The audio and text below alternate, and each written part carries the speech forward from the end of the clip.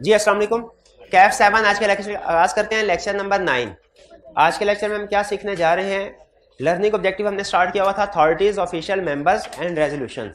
इसमें हमने जो एक्सटर्नल अथॉरिटीज हैं उनके बारे में डिस्कशन कर ली थी कि 3 तरह की अथॉरिटीज हैं एक्सटर्नल: रजिस्ट्रार, एससीसीपी और कोर्ट। ठीक है, इसमें हमने इनकी पावर्स एंड ड्यूटीज को डिस्कस किया था, खासतौर पे रजिस्ट्रार और कमीशन की। और एक्सटर्नल रेगुलेटर्स, एक्सटर्नल अथॉरिटीज को कंप्लीट कर लिया। आज हम जो remaining internal to the company authorities होती हैं उनको डिस्कस करने जा रहे हैं। लेकिन इंटरनल अथॉरिटी की तरफ जाने से पहले प्रीवियस लेक्चर में से कोई क्वेश्चन या किसी भी प्रीवियस टॉपिक में से कोई क्वेश्चन पूछना चाहते हो पूछ लीजिए। जी, मेमोरेंडम ऑफ एसोसिएशन और आर्टिकल्स ऑफ एसोसिएशन क्या होते हैं? देखिए, किसी भी कंपनी को क्रिएट करने के लिए, रजिस्टर करवाने के लिए, इनकॉर्पोरेट करने के लिए कोई ना कोई डॉक्यूमेंट सबमिट करवाने पड़ते हैं ना। ठीक है, वो कंपनी के केस में वो डॉक्यूमेंट जो सबमिट करवाने पड़ते हैं उन्हें कहते हैं मेमोरेंडम ऑफ एसोसिएशन और articles of association. Memorandum of association को समटाइम सिर्फ मेमोरेंडम कहते हैं, समटाइम एमओए कहते हैं, और आर्टिकल्स ऑफ एसोसिएशन को समटाइम सिर्फ आर्टिकल्स कहते हैं या समटाइम एओए कहते हैं।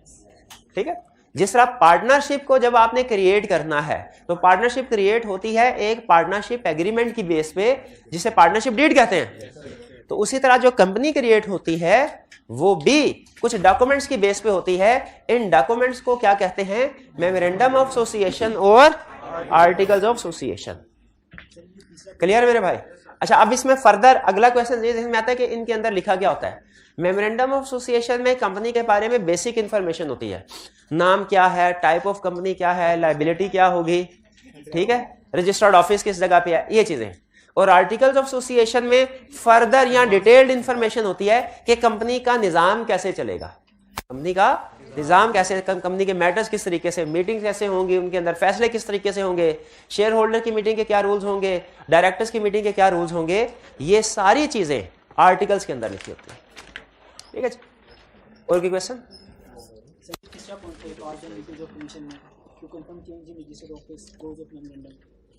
हाँ, टू कमीशन की पावर्स में तीसरा पॉइंट था to confirm change in registered office clause of memorandum.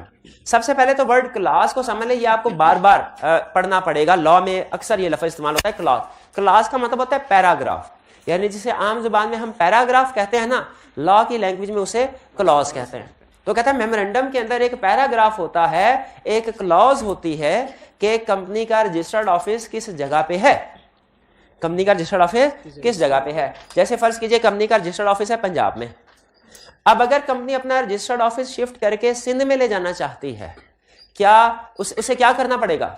उसे मेमोरेंडम को चेंज करना पड़ेगा, चेंज करना पड़ेगा। अच्छा, मैंने आपको बताया था कुछ अल्फाज ऐसे होते हैं जो कुछ सब्जेक्ट्स के फेवरेट होते हैं, जैसे परचेज और बाय, इन दोनों का मतलब एक ही है, लेकिन काउंटिंग में फेवरेट कौन सा वर्ड होता है? परचेज। उसी तरह चेंज और अल्टरेशन का मतलब एक ही है, किसी चीज को चेंज करना या उसमें अल्टरेशन है, लेकिन लॉयर्स का फेवरेट वर्ड कौन सा? अल्टरेशन। तो इसलिए हम भी कोशिश करेंगे चेंज की बजाय वर्ड अल्टरेशन यूज करें। तो अगर रजिस्टर्ड ऑफिस पंजाब से सिंध में शिफ्ट करना है, क्या मेमोरेंडम को अल्टरेशन करनी पड़ेगी? मेमोरेंडम की बिल्कुल करनी पड़ेगी। ठीक है, अच्छा, वो कह रहा है इस अल्टरेशन के लिए आपको कमीशन की इजाजत लेनी पड़ेगी। इस अल्टरेशन, बाकी की कोई भी अल्टरेशन हो ना मेमोरेंडम की, वो सिर्फ रजिस्ट्रार के साथ डीलिंग कर ले काफी है, रजिस्ट्रार से अप्रूवल ले ले, उसको रजिस्टर करवा दे काफी है। लेकिन एक चेंज मेमोरेंडम की ऐसी है जिसके लिए कमीशन के पास जाना पड़ेगा। वो कौन सी चेंज है भला? रजिस्टर्ड ऑफिस क्लास में चेंज। अच्छा, अब ये क्यों इस क्लास के लिए कमीशन के पास जाना पड़ता है, ये बाकी की क्लासेस की निस्बत ज्यादा अहम क्यों है, इसकी रीजनिंग हमें आगे मिलेगी एक चैप्टर में, जो कि नेक्स्ट चैप्टर है, जो कि रिलेट ही मेमोरेंडम और आर्टिकल इन 2 डॉक्यूमेंट से करता है। जो हमारा नेक्स्ट चैप्टर है ना, वो सिर्फ सारे का सारा 2 डॉक्यूमेंट्स के गिर्द घूमता है, मेमोरेंडम ऑफ एसोसिएशन और आर्टिकल ऑफ एसोसिएशन के ये क्या होते हैं और इनमें क्या चीजें डिस्कस होती हैं। उसमें स्टडी करेंगे कि रजिस्टर्ड ऑफिस क्लास इतनी अहम क्यों है कि इसको चेंज करने के लिए कमीशन से इजाजत लेनी पड़ती है, हालांकि बाकी जितनी भी किस्म की चेंज है वो रजिस्ट्रार भी कर सकता है। अच्छा, मुझे बताएं, रजिस्ट्रार की पावर्स में था कि मेमोरेंडम और आर्टिकल्स की अल्टरेशन कर सकता है?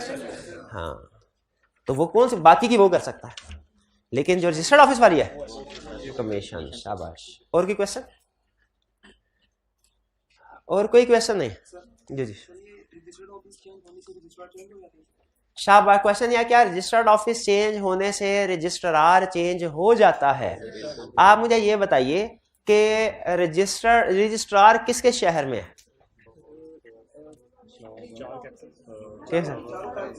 नाम बताइए। चारों प्रोविंशियल कैपिटल्स में है। लाहौर, कराची, बिल्कुल ठीक। चलिए ठीक है, इतना लाहौर की एग्जांपल लेते हैं। अगर तो इनका क्वेश्चन क्या है कि क्या रजिस्टर्ड ऑफिस चेंज करने से रजिस्ट्रार चेंज हो जाता है? इसका जवाब है इट डिपेंड्स। अगर तो आप लाहौर में ही एक जगह से, लाहौर के अंदर ही किसी दूसरी जगह पे रजिस्टर्ड ऑफिस चेंज करते हैं, रजिस्ट्रार चेंज नहीं होगा।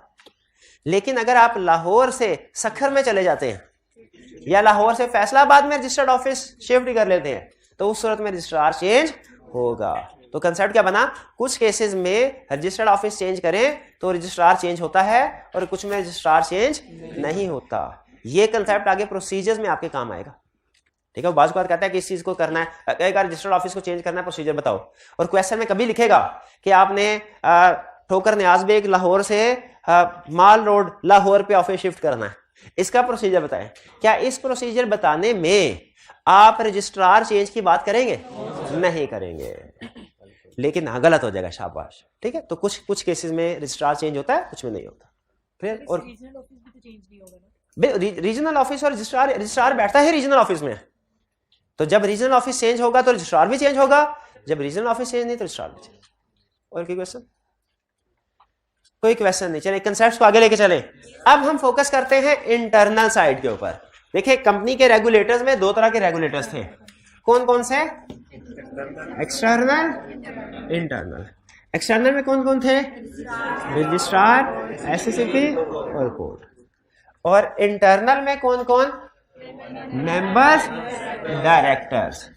ठीक है, वैसे शेयर होल्डर्स भी, ये जो मेंबर को शेयर होल्डर भी कहते हैं। ठीक है, और डायरेक्टर्स हैं। डायरेक्टर्स को अपॉइंट कौन करता है? मेंबर। अच्छा, डायरेक्टर के अलावा भी कुछ ऑफिशियल्स होते हैं जो कंपनी को रेगुलेट कर रहे होते हैं, लेकिन हमारे सिलेबस में उनकी ज्यादा डिस्कशन नहीं है। कंपैरेटिवली जिस ऑफिशियल की ज्यादा डिस्कशन है डायरेक्टर्स के अलावा वो है सीईओ। लेकिन इसके अलावा भी कुछ ऑफिशियल्स होते हैं, जैसे सीएफओ, जैसे कंपनी सेक्रेटरी, जैसे शेयर रजिस्ट्रार। इनकी भी थोड़ी थोड़ी, ये दो दो तीन तीन लाइंस की डिस्कशन हमारे सिलेबस में है।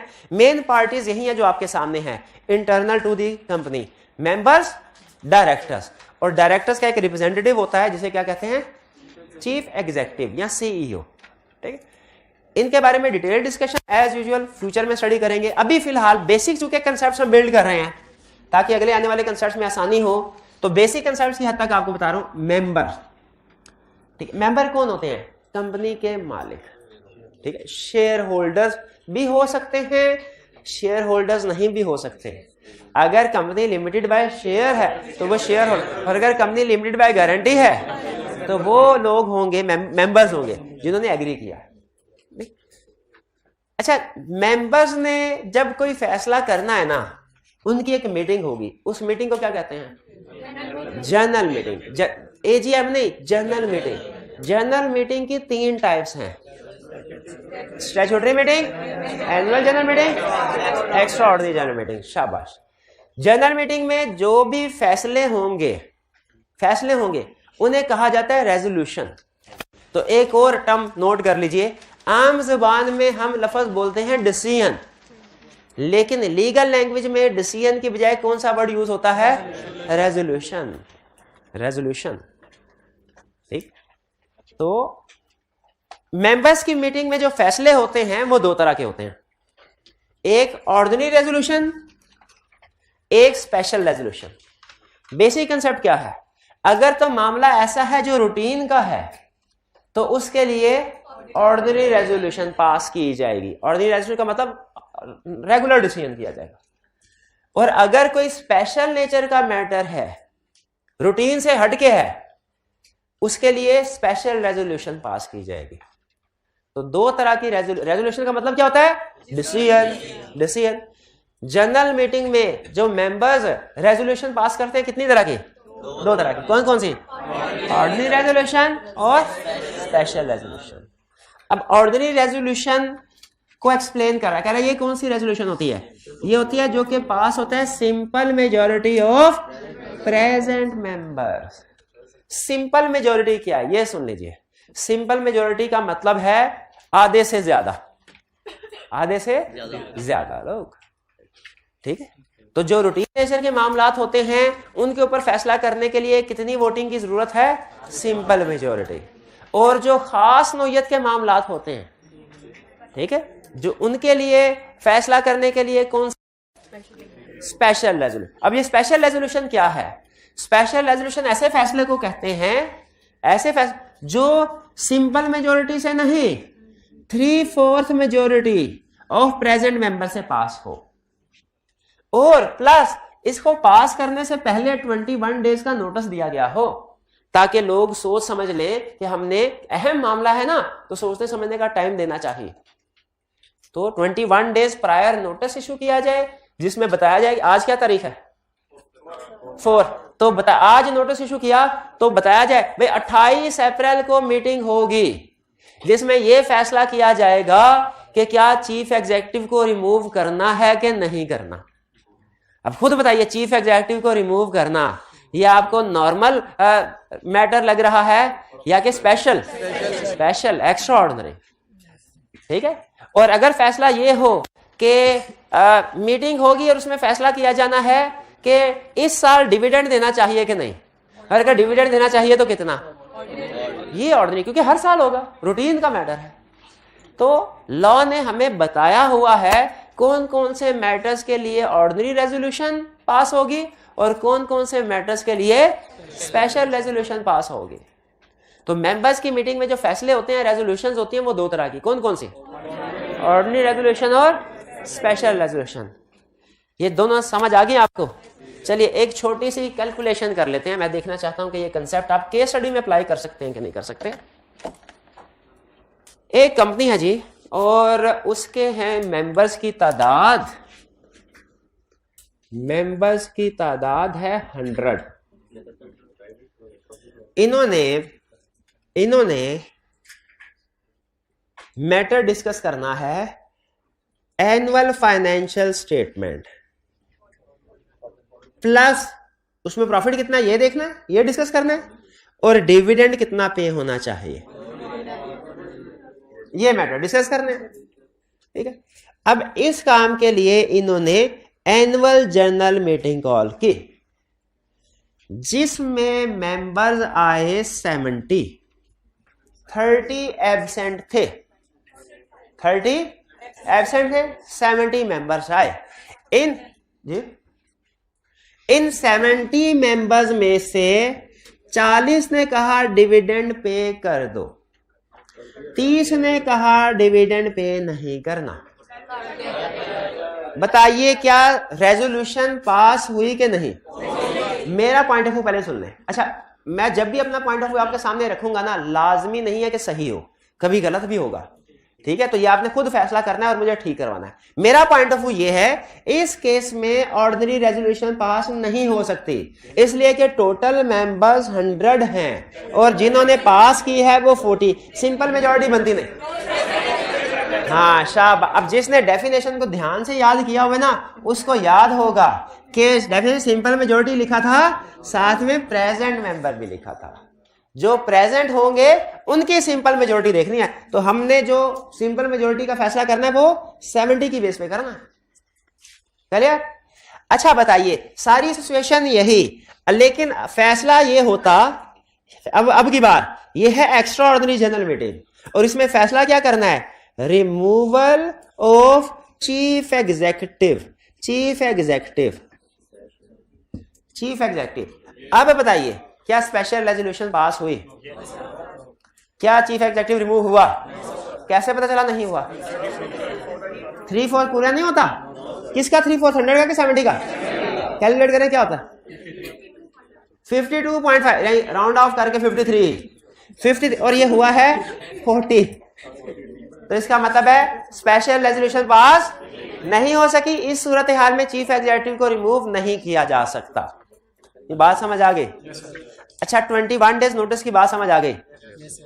बाज़ औक़ात ऐसा होता है कि एक्सेप्शनल किसी सिचुएशन की वजह से फौरी तौर पे फैसला करना जरूरी होता है, किसी चीज के बारे में फौरी तौर पे फैसला करना जरूरी। जैसे फर्ज कीजिए कि एक कंपेटिटर था हमारा, कंपेटिटर ने ऑफर की क्या कि सर अगर आप चाहें तो हमारी कंपनी को खरीद लीजिए, लेकिन शर्त यह है कि हमें 15 दिन के अंदर अंदर फुल पेमेंट चाहिए कैश में, कंपनी हम आपको बेचने को तैयार है।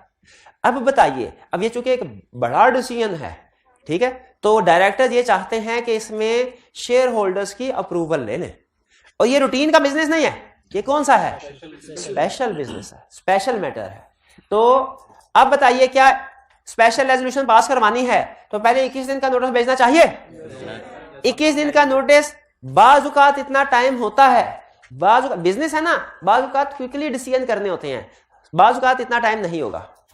इसीलिए लॉ ने ये ऑप्शन दी है कि स्पेशल रेजोल्यूशन पास करने के लिए जिस मीटिंग में स्पेशल रेजोल्यूशन पास करनी है ना, उससे 21 दिन पहले उस मीटिंग का नोटिस इशू होना चाहिए।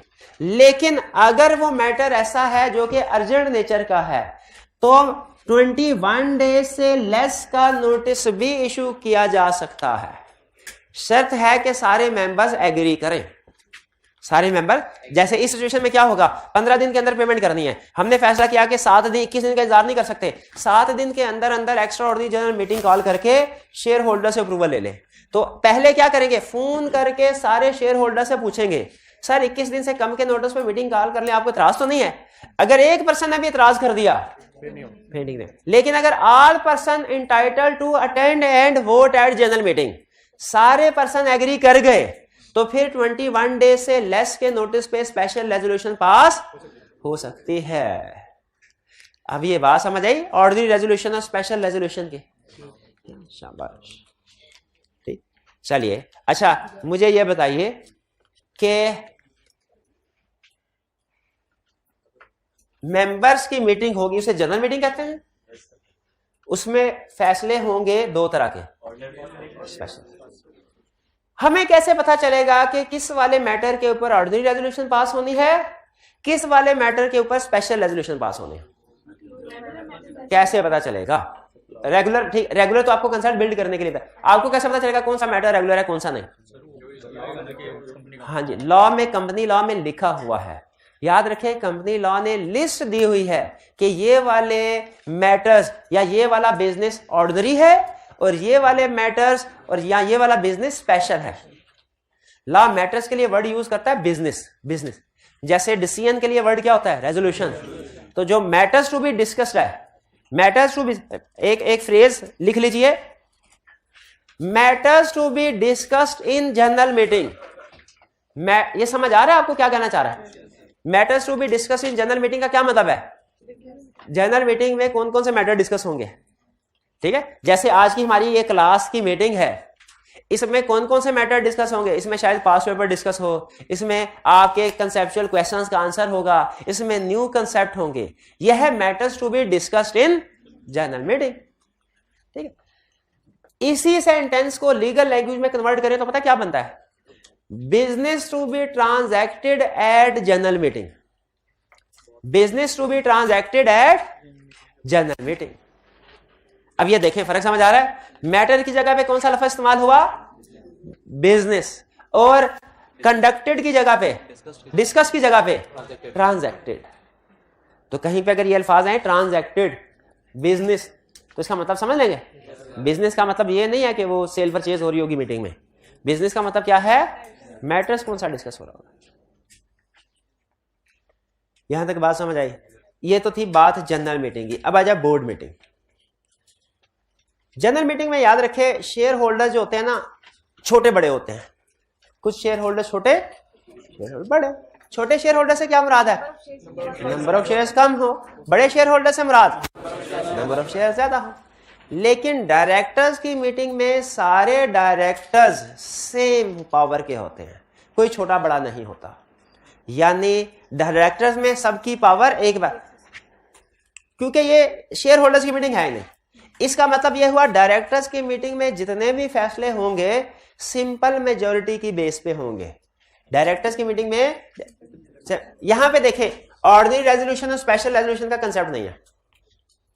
बोर्ड मीटिंग में, डायरेक्टर्स की मीटिंग में ऑर्डिनरी रेजोल्यूशन, स्पेशल रेजोल्यूशन का कंसेप्ट नहीं है। ये सिर्फ एक ही लफ्ज होगा, resolution. Directors have passed resolution, ठीक है। ऑर्डिनरी और स्पेशल का कंसेप्ट किधर होगा, मेंबर, क्लियर। अच्छा फिर से सवाल, कौन से मैटर्स पे ऑर्डिनरी रेजोल्यूशन, कौन पे स्पेशल?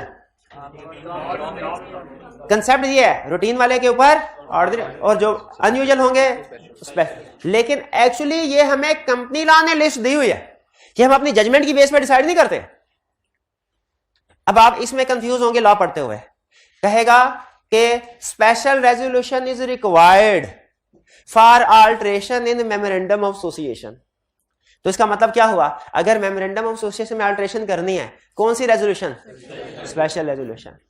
और अगर लिखा होगा कि resolution shall be passed in general meeting to approve dividend, अब यहां पे नोट कीजिए सिर्फ रेजोल्यूशन लिखा हुआ है, ये नहीं बताया ऑर्डिनरी के स्पेशल। तो इससे मुराद क्या होती है, कोई सी भी कर ले, ऑर्डिनरी भी कर, इसे ऑर्डिनरी है, लेकिन स्पेशल भी पास हो जाए तो वो भी चलेगी। और जिस चीज के ऊपर सिंपल मेजोरिटी एक्सेप्टेबल है, उस पे 3/4 मेजोरिटी तो बदरजा उला एक्सेप्टेबल है। तो इसीलिए जिस जगह पे देखिए, कानून बनाने वाला ना वो एक एक चीज को ध्यान में रखता है। उसने लिखना चाहता तो ये लिख सकता था कि ordinary resolution is required to approve dividend in general meeting, लिखना चाहता, उसने ऑर्डिनरी रेजोल्यूशन नहीं लिखा। क्यों नहीं लिखा? अगर वो ऑर्डिनरी रेजोल्यूशन लिखता और स्पेशल रेजोल्यूशन पास हो जाती तो कुछ लोग एतराज करते कि भाई आपने ऑर्डिनरी, ये डिविडेंड अप्रूव नहीं हुआ। इसलिए उसने कौन सा लफ्ज इस्तेमाल किया, ताकि कोई सी भी रेजोल्यूशन हो कवर हो जाए। क्लियर हुई है बात? नहीं, चलिए जी। ऑर्डिनरी कुछ मैटर्स के लिए स्पेशल रेजोल्यूशन पास होना रिक्वायर्ड है, कुछ मैटर्स के लिए ऑर्डिनरी रेजोल्यूशन पास होना रिक्वायर्ड है। क्लियर? किस मैटर के ऊपर कौन सी रेजोल्यूशन पास होगी ये हमने फैसला नहीं करना, ये कंपनी लॉ ने हमें बताया हुआ है। आप लोगों से सिर्फ एक ही दरखास्त है कि कंपनी लॉ पढ़ते हुए ये साथ साथ नोट करें कि किस चीज के लिए स्पेशल रेजोल्यूशन की जरूरत है, किसके लिए ऑर्डिनरी रेजोल्यूशन की जरूरत है। बस ये ध्यान रखना है आपने, क्योंकि अगर ये आपने गलत कर दिया, चाहे बाकी का सेंटेंस है बिल्कुल ठीक, लेकिन स्पेशल रेजोल्यूशन की जगह ऑर्डिनरी रेजोल्यूशन कर दिया तो आपका कंसेप्ट उस मार्क्स 0 देगा। ये बात समझ आ रही? चलिए, यानी अपनी मर्जी नहीं करनी, बल्कि लॉ ने जो कहा है उसके मुताबिक ही चलना है। ठीक है। हाँ, एक जो मुश्किल वाला कंसेप्ट आपको बताया, जो आपको समझ नहीं आया, वो ये था कि अगर किसी जगह लॉ ने कहा है ना स्पेशल रेजोल्यूशन, तो वहां पे ऑर्डिनरी रेजोल्यूशन पास की तो काम नहीं बनेगा। लेकिन किसी जगह कहा ऑर्डिनरी रेजोल्यूशन, वहां पे स्पेशल रेजोल्यूशन पास कर दी तो काम बन जाएगा। ये बात समझ आई? ये समझा रहा था, शाबाश। चलिए, अच्छा, अब डायरेक्टर्स हैं और चीफ एग्जीक्यूटिव है, इनके बारे में हम अभी डिस्कशन करते हैं। अब कुछ चीजें आपकी बुक में से आपके साथ शेयर करना चाह रहा हूं।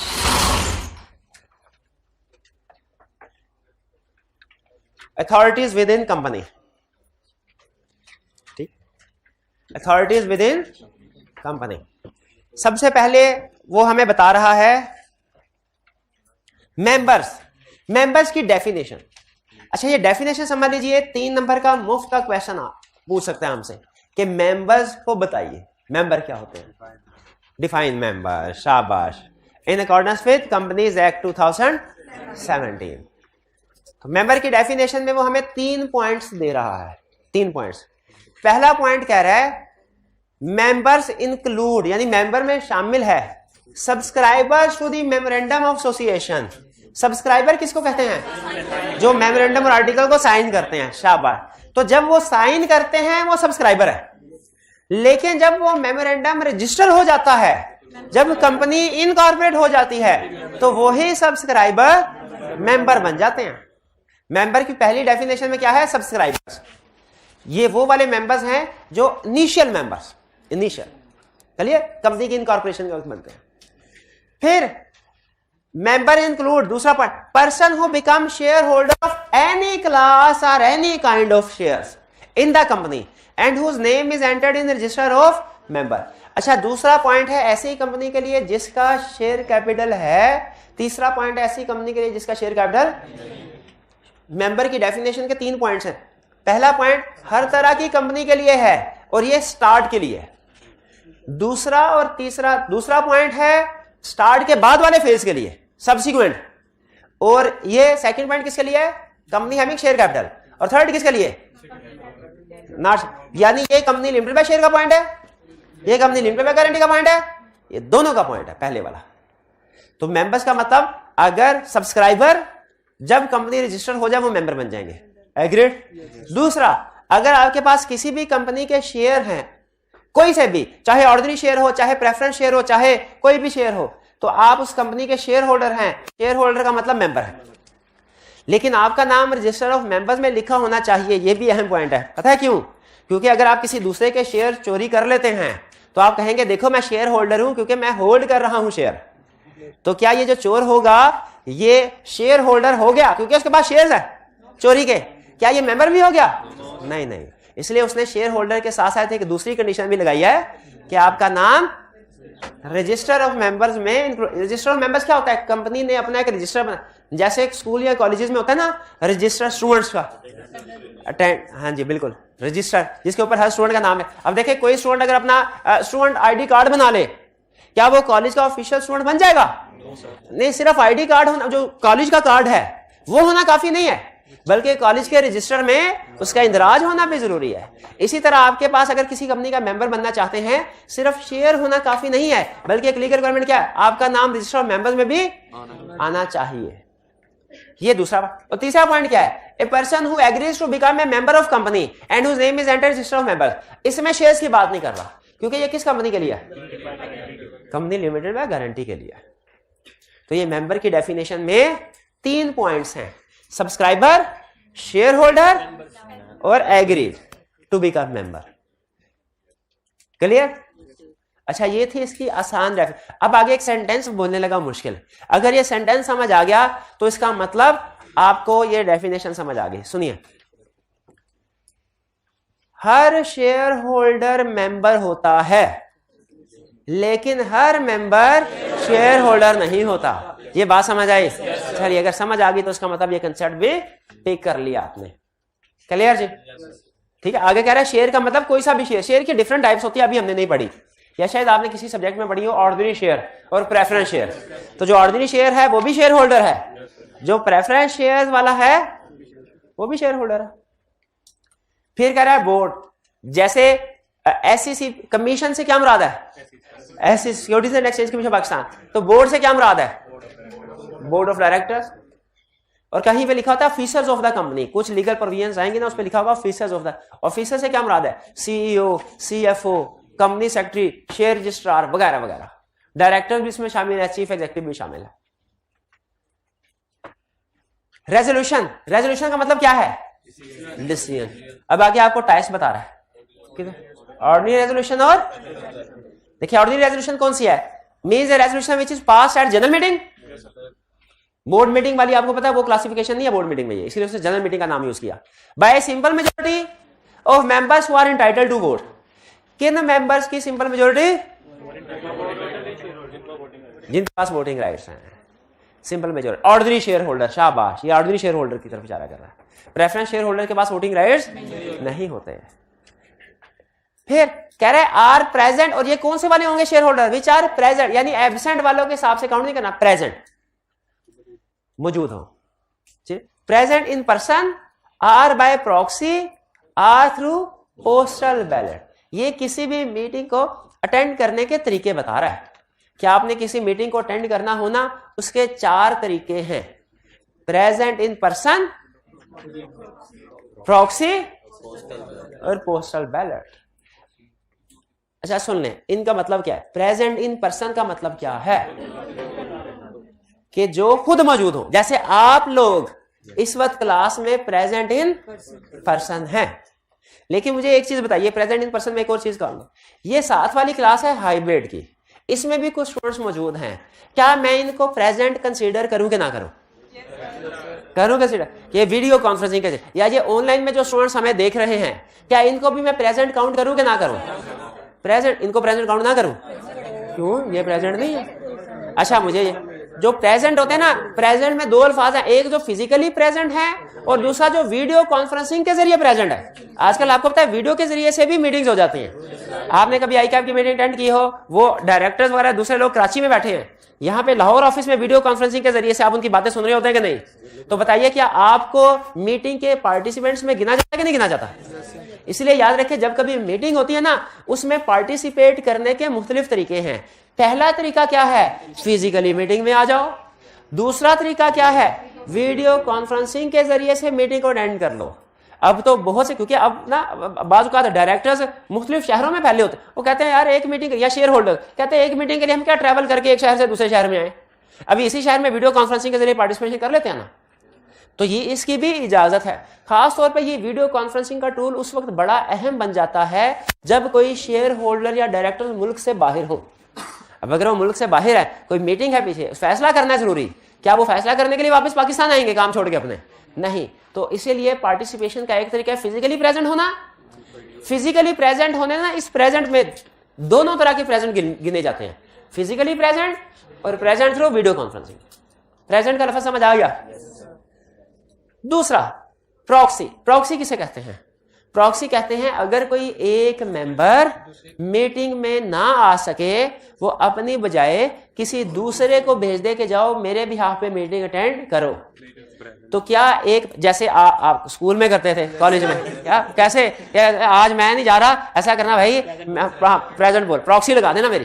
प्रॉक्सी क्या होती थी कि आप कॉलेज में नहीं है, स्कूल में नहीं है, आपके बिहाफ पे कोई दूसरा स्टूडेंट आपका वोट कास्ट कर देता था, आपकी अटेंडेंस बोल देता। यह है क्लास में, कॉलेज में इसकी इजाजत नहीं होती ऑफिशियली, लग जाए तो लग जाए, वरना ऑफिशियली इसकी इजाजत। कंपनी के केस में इसकी इजाजत होती है। एक मेंबर अगर किसी वजह से मीटिंग में खुद नहीं जा सकता, ना फिजिकली जा सकता है, ना वीडियो कॉन्फ्रेंसिंग के जरिए से अटेंड कर सकता है, उसके पास क्या ऑप्शन है? प्रॉक्सी। वो किसी को अपना प्रॉक्सी अपॉइंट करके उसको भेज देगा और वो प्रॉक्सी उसके बिहाफ पे मीटिंग को अटेंड करेगा। इसे कहते हैं प्रॉक्सी। अब प्रॉक्सी के कुछ रूल्स हैं जो अभी हम नहीं पढ़ रहे, बाद में पढ़ेंगे। ठीक जी? क्या प्रॉक्सी का शेयर होल्डर होना जरूरी है? ये रूल्स में से है बात, उसके रूल्स में से, ये हमने बाद में पढ़ना है। नॉर्मली प्रॉक्सी का मेंबर होना चाहिए, नॉर्मली मेंबर होना जरूरी, लेकिन लाजमी नहीं। ठीक है? और लाजमी क्यों नहीं, ये हम बाद में पढ़ेंगे। प्रॉक्सी का कंसेप्ट समझ आ रहा? फिलहाल मैं आपको डेफिनेशन समझा रहा हूं। ठीक है? मैं आपको प्रॉक्सी के रूल्स नहीं समझा रहा। आर थ्रू, आप भी सोच रहे होंगे हर कंसेप्ट के एंड पे सर ये कह देते हैं ये बाद में पढ़ना है, ये बाद में पढ़ना है, क्योंकि अभी हमारा चैप्टर 1 है भाई। अगर तो मैं चैप्टर 6, 7 पे जाके कहूँ ना बाद में पढ़ना है, तो फिर तो आप पूछें कि सर अब कौन सा बाद आना है, अब कौन सा? लेकिन अभी तो चैप्टर 1 में है ना, अभी तो मेरा बनता है ना ये बात करना। चैप्टर 1 है, बाद में स्टडी करेंगे, अभी सिर्फ बेसिक कंसेप्ट बिल्ड कर रहा हूं। Through postal ballot. Postal ballot क्या होता है? पोस्टल बैलेट है, लॉ ने एक देखे, लॉ ना बाज़ फैसिलिटेशन करना चाहता है, तो उसने एक फैसिलिटेशन ये भी दी हुई है कि अगर आप चाहें तो अपने घर बगैर मीटिंग करवाए रेजोल्यूशन पास कर सकते हैं। बगैर मीटिंग करवाए रेजोल्यूशन पास कर सकते हैं। घर बैठे सबसे पूछ लें सर बताइए इस मामले में आपका क्या वोट है। इसको नाम देते हैं रेजोल्यूशन थ्रू सर्कुलेशन। इसको अंडरलाइन कर लें, पोस्टल बैलेट को। पोस्टल बैलेट को अंडरलाइन करके साइड पे कहीं लिख दें, is equal to resolution through circulation. Postal ballot आपको पता चली क्या होगा? पोस्ट करते हैं इसमें कुछ ना कुछ लेटर वगैरह पोस्ट करते हैं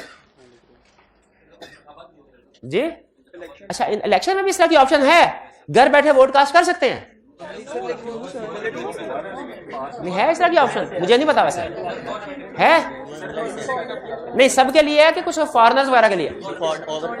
ओवरसीज पाकिस्तानीज के लिए। अच्छा चलिए ठीक, मुझे कंफर्म नहीं है, लेकिन कंपनी में ये जरूर ऑप्शन है कि अगर आप कंपनी की किसी मीटिंग में फैसला रेजोल्यूशन पास करना चाहते हैं तो घर बैठे बैठे भी कर सकते हैं। उसे क्या कहते हैं? Resolution through circular. अगर जनरल इलेक्शन में भी इस तरह की ऑप्शन है तो अच्छी बात है, फिर अच्छी बात है कि आप घर बैठे हुए हैं या कब्र में बैठे हुए हैं तो वोट कास्ट हो जाए। बाद का खबरें आती है ना, कब्र में बैठे वोट कास्ट कर, तो भाई जिम्मेदारी है उसकी, ये जिम्मेदारी, कोई जिम्मेदारी नहीं है। वोट जाए नहीं कास्ट होगा तो जाया नहीं जाएगा। चलिए, ये एक एक लफ्ज मैं कोशिश कर रहा हूं एक्सप्लेन कर दूं, समझ आ गया आपको? अभी लग रहा होगा आपको ये थोड़ा बोरिंग, लेकिन जब केस स्टडीज आएंगी ना तो उसमें एक एक लफ्ज के ऊपर ही केस स्टडी डिसाइड होगी। ये सी लॉ की केस स्टडी और बिजनेस लॉ की केस स्टडी में सबसे बड़ा फर्क ये है, सी लॉ की केस स्टडी एक एक लफ्ज से चेंज हो जाती है, बिजनेस लॉ की केस स्टडी एक एक लफ्ज से चेंज नहीं होती। बिजनेस लॉ की केस स्टडी निस्बतन आसान है, कंपनी लॉ की केस स्टडी की निस्बत। स्पेशल रेजोल्यूशन, अब देखें, अब अगर आपको ऑर्डिनरी रेजोल्यूशन समझ आ गया, स्पेशल रेजोल्यूशन भी आसानी से समझ आ गया, रेपिटेशन होगी। Special resolution which is passed at general meeting, जिसके लिए नोटिस दिया गया कितने दिन का, 21 डेज पहले, 21 दिन पहले, और उस नोटिस में लिखा गया हो कि भाई ये स्पेशल रेजोल्यूशन पास करने जा रहे हैं।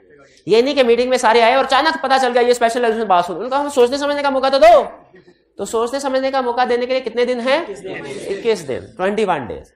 फिर बाय एटलीस्ट 3/4, ऊपर क्या था, यहां पे क्या है, अच्छा ये जो आगे लिखा है of members who are entitled to vote, इससे क्या मुराद है, ऑर्डिनरी शेयर होल्डर्स।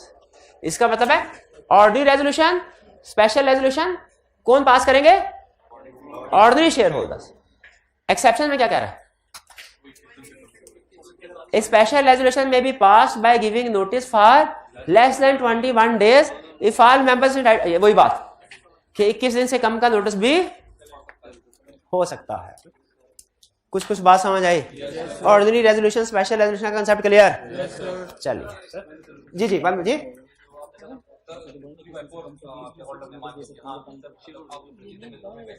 ठीक, ना ना ना ना ना ना, जहन में रखिएगा, जहन में, अगर स्पेशल रेजोल्यूशन 21 दिन से कम के नोटिस पे पास करनी है ना, तो सबका मानना जरूरी है। ये जो स्पेशल रेजोल्यूशन पास करने के लिए 3/4 मेजोरिटी है, लेकिन ये जो ये फैसला है कि स्पेशल रेजोल्यूशन के लिए time period less than 21 days होगा, इसमें सबका मानना जरूरी है।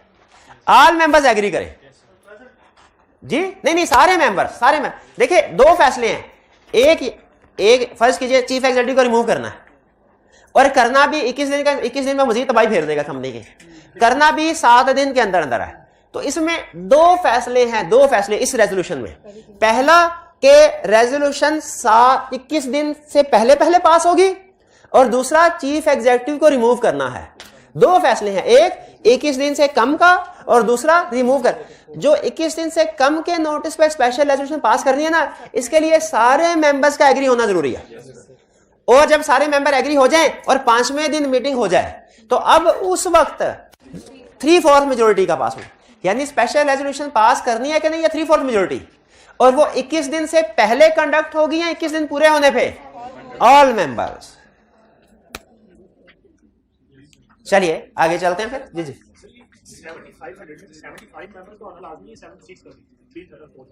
3/4 मेजोरिटी का मतलब है अगर 100 मेंबर्स प्रेजेंट हैं तो 75, उसने मोर देन 3/4 नहीं कहा, 3/4 का है।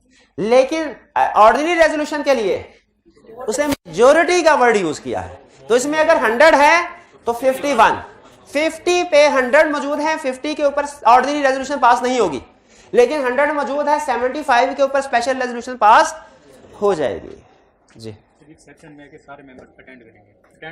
नहीं, सारे मेंबर्स एग्री करें कि वो 21 दिन से कम पे पास कर सकते हैं। सारे मेंबर्स का अटेंड करना लाजमी नहीं है, एग्री करना लाजमी है कि 21 दिन से कम के नोटिस जी। हाँ, डिसीजन 3/4 वालों का होगा, जो रेजोल्यूशन पास करनी है कि नहीं, ये डिसीजन 3/4, लेकिन रेजोल्यूशन 21 दिन से पहले के 21 दिन के बाद, ये ऑल मेंबर्स जी। शाबाश, क्या कंपनी लिमिटेड बाय अच्छा इन्होंने क्वेश्चन पूछा ना, और इस क्वेश्चन से आगे भी जरूर क्वेश्चन इनके जहन में होगा। शाबाश, ये अच्छा क्वेश्चन है। क्वेश्चन ये है, क्या कंपनी लिमिटेड बाय गारंटी में जो मेंबर्स हैं इनके पास वोटिंग राइट्स होते हैं? इसका जवाब है यस, वोटिंग राइट्स होते हैं। ठीक है, हाँ। अब अगला सवाल, तो वो किस बेस पे होंगे? लिमिटेड बाय शेयर में किस बेस पे होते हैं? शेयर होल्डिंग की बेस पे, नॉर्मली शेयर होल्डिंग की बेस पे, यानी जिसके ज्यादा शेयर्स उसके ज्यादा वोट्स, जिसके कम शेयर उसके कम। लेकिन कंपनी लिमिटेड बाय गारंटी में तो शेयर्स होते ही नहीं है, तो ना ज्यादा गारंटी कम गारंटी नहीं, वो तो दी ही नहीं है। हर एक का एक वोट, लिमिटेड बाय गारंटी में हर एक का एक वोट। अब ये आपको इंटरेस्टिंग बात बता, आगे चल के जब एडवांस टॉपिक्स पे पहुंचेंगे ना, तो उसमें कहेगा ये काम करने के लिए कितने मेंबर्स होना जरूरी है। अगर आपने कोर्ट में एप्लीकेशन फाइल करनी है कोई, कितने मेंबर्स होना जरूरी है, तो इसका जवाब देगा if company is limited by share then 10% of share capital, 10% of share capital. और कहेगा if company limited by guarantee 10% of members. फर्क समझ आया था ना? मैं 10% ऑफ मेंबर्स और 10% of share capital. 10% of share capital का मतलब यह है कि अगर एक अकेला बंदा है ना, उसके पास 10% शेयर्स हैं, तो वो अकेला ही जा सकता है कोर्ट। लेकिन 10% मेंबर का मतलब क्या है कि अगर 100 मेंबर्स हैं तो 10 मेंबर्स मिलके जाएंगे, 9 भी गए तो कोर्ट उनकी बात नहीं सुनेगा। तो लिख लें, अच्छी बात है, लिख लें 10% of share capital versus 10% of members, दोनों डिफरेंट कंसेप्ट्स हैं। तो जहां पे लॉ में 10% ऑफ शेयर कैपिटल लिखा है ना, आपके लिए लाजमी है वहां पे 10% शेयर कैपिटल ही लिखना है। जहां पे लॉ ने कहा 10% मेंबर्स, आपके लिए लाजमी है 10% मेंबर। वहां पे ये नहीं सोचना, सिंप्लीफाई कर लेते हैं कंसेप्ट को वहां पे सिंप्लीफाई नहीं करना। लॉ ने जो परसेंटेजेस वगैरह रूल्स दिए होते हैं ना, उनको हम नहीं छेड़ते, हम सिंप्लीफाई करते हुए ना सेंटेंस का स्ट्रक्चर चेंज कर सकते हैं। वो डिफिकल्ट इंग्लिश है, इसी इंग्लिश में रूल्स चेंज नहीं कर सकते। उसने 10% कहा ना, तो 10% को हमने 10%। बल्कि एक और मजे की बात बताओ, ऑर्डिनरी रेजोल्यूशन की डेफिनेशन में क्या लिखा हुआ है? Simple majority. आप इसको 51% लिखेंगे, गलत हो जाएगा। हालांकि कंसेप्ट तो वही बनता है, लेकिन सिंपल मेजॉरिटी को सिंपल मेजॉरिटी लिखना है, 3/4 मेजॉरिटी को 75% नहीं लिखना। होल्डिंग सब्सिडी की डेफिनेशन याद है? उसमें क्या था? 1/2 मोर वन, उसको 1/2 को 50% नहीं लिखना। ये लॉ के इनके अंदर आपको फिलहाल ये बेसिक्स है ना, लग रहा होगा कि एक ही बात है, लेकिन एक ही बात नहीं है। ये आपको आगे चल के पता चलेगा कि 1/2 में और 50% में क्या फर्क है। तो दोनों टर्म्स को इंटरचेंजेबली यूज्ड। हाँ, 1/2 से आगे पीछे जो इंग्लिश के अल्फाज है ना, उनको सिंप्लीफाई कर सकते हैं। जो रूल्स या रिक्वायरमेंट्स है लॉ की, उनको चेंज। तो इसी तरह और बात सुने, अब ये चले बात शुरू हो गई है, एग्जाम पॉइंट ऑफ व्यू से अहम है। लॉ ने जहां कहा 14 डेज, उसको 2 वीक नहीं कर सकते। एक बड़ी गलती करते हैं स्टूडेंट्स, एक जगह पे लॉ ने कहा भाई ये काम 120 दिन में करना है, स्टूडेंट्स उसको सिंप्लीफाई करते हैं 4 मंथ्स, और वो फिर एग्जामिनर कमेंट्स में कहता है 4 मंथ्स में 120 दिन नहीं होते, लाजमी नहीं है 4 मंथ में। तो 4 मंथ अलहदा पीरियड है, 120 डेज अलहदा टाइम पीरियड है।